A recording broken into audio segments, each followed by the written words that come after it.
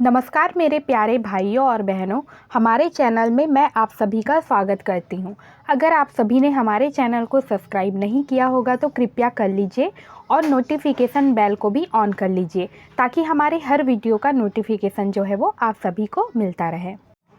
आज हम एशिया के इकलौते साइफन सिस्टम वाले बांध के बारे में देखेंगे जो है माडमसिल्ली बांध, जो कि धमतरी जिले के अंतर्गत स्थित है।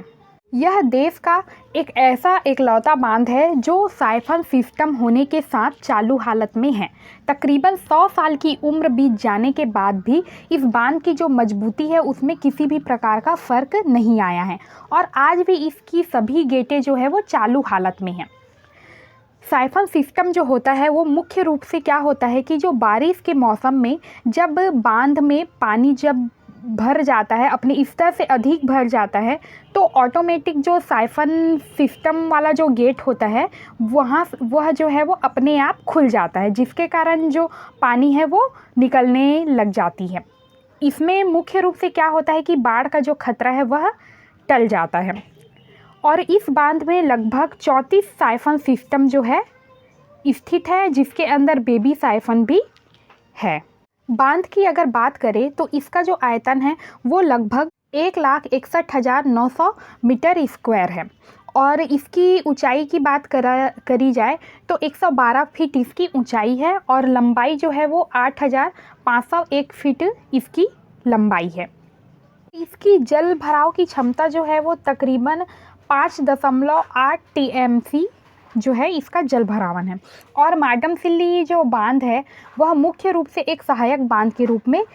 स्थित है, जो कि इस बांध के निर्माण के इतिहास की अगर बात की जाए तो इसका जो निर्माण कार्य है वह सन 1914 में प्रारंभ हुआ था, जो कि लगभग 1923 में यह बांध जो है वो बनकर तैयार हुआ था। और इसका प्रमुख खासियत यह है कि इस बांध का जो निर्माण है वह इंग्लैंड की रहने वाली महिला इंजीनियर माडमसिल्ली ने की थी, जिसके चलते इस बांध का नाम जो है वो माडमसिल्ली पड़ा। इस बांध की एक और ख़ासियत बात यह है कि इसे बनाने के लिए ईंट, सीमेंट और लोहे का उपयोग जो है वो नहीं किया गया है, जो कि आज तकरीबन 100 साल की उम्र में भी आज इतनी मजबूती से खड़ा हुआ है। और यहाँ जो उपस्थित ऑटोमेटिक साइफन जो सिस्टम है वह आज भी सुचारू रूप से चालू हैं। तो आखिरकार इस बांध में जब ईंट, सीमेंट, लोहे का उपयोग नहीं किया गया है तो आखिरकार किस चीज़ का उपयोग किया है कि आज भी वह इतने मजबूती से खड़ा हुआ है। तो इसका यह जो बांध है उसका निर्माण जो है वो माडमसिल्ली ने किया था, जो कि एक इंजीनियर थी और उन्होंने इसमें एक विशेष फार्मूला का जो है वो उपयोग किया और इस फार्मूला को समझने की आज हम कोशिश करेंगे। तो उन्होंने इसमें क्या किया कि लोहे के बुरादे का उपयोग किया बांध के निर्माण में और साथ ही दीवार को मजबूत बनाने के लिए उन्होंने बजरी, मिट्टी और चूना का उपयोग किया और उसे उन्होंने बैलों की घानी से मिलाकर मिक्स किया, जिससे एक विशेष जोड़ जो है वो प्रदान हो। और उसके बाद उन्होंने पत्थरों को मजबूती के लिए उपयोग किया। उन्होंने क्या किया, लगभग 3-3 घन फीट की जो पत्थर है उसे तराशा और उनके बीच में बजरी, मिट्टी और चूने को बैलों की घानी से मिले हुए मसाले के द्वारा उसे वहाँ पर लगाया। और यह बांध जो है, और प्रमुख खासियत तो ये रहा कि जब यह बांध का निर्माण कार्य जो है वो 1914 में प्रारंभ किया गया था, तब इंग्लैंड से कुछ मशीनें जो है वो मंगवाई गई थी, लेकिन वह मशीनें जो हैं वो सन 1921 में इंग्लैंड से आया था। और बांध को देखकर आप यह कहने पे मजबूर हो जाएंगे कि यह अभी भी इस तरीके से तन कर खड़ा है कि इसके इंजीनियरिंग जो सिस्टम है, इसकी पढ़ाई जो है वो आज इंजीनियर्स जो है वो एक एग्जाम्पल के रूप में इसके बारे में पढ़ते हैं।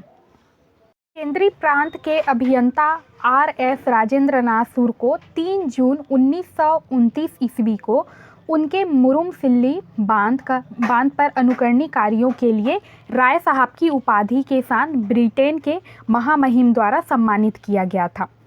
और इसका नाम जो है वो परिवर्तित 2019 में पूर्व मुख्यमंत्री भूपेश बघेल ने इसका नाम जो है वो परावर्तित करके स्वतंत्रता सेनानी के नाम पर बाबू छोटेलाल श्रीवास्तव के नाम पर इस बांध का नाम किया था। यह छत्तीसगढ़ में सबसे प्रमुख शिल्प कला चमत्कारों में से एक ऐसा चमत्कार है जो आज भी स्थित है। इस बांध की खासियत की अगर बात की जाए तो इस बांध की सबसे बड़ी खासियत है इसके ऑटोमेटिक साइफन सिस्टम, जिसमें कुल 34 गेट जो हैं वो लगे हुए हैं और पानी जब एक खास स्तर तक पहुंचता है तब इसके 4 बेबी साइफन गेट जो हैं वे अपने आप खुल जाते हैं। गेट खुलते ही पानी जो है वो नहर में जाने लगता है। अगर जल स्तर जो है वो खतरनाक रूप से बढ़े तब इसकी जो बाकी गेटें हैं 32 गेट जो है वो अपने आप खुल जाते हैं। जैसे ही जल स्तर खतरे के नीचे जाता है गेट अपने आप बंद हो जाते हैं। बांध का ये ऑटोमेटिक सिस्टम भले ही 100 साल पुराना हो लेकिन इसकी इंजीनियरिंग आज भी बेजोड़ है।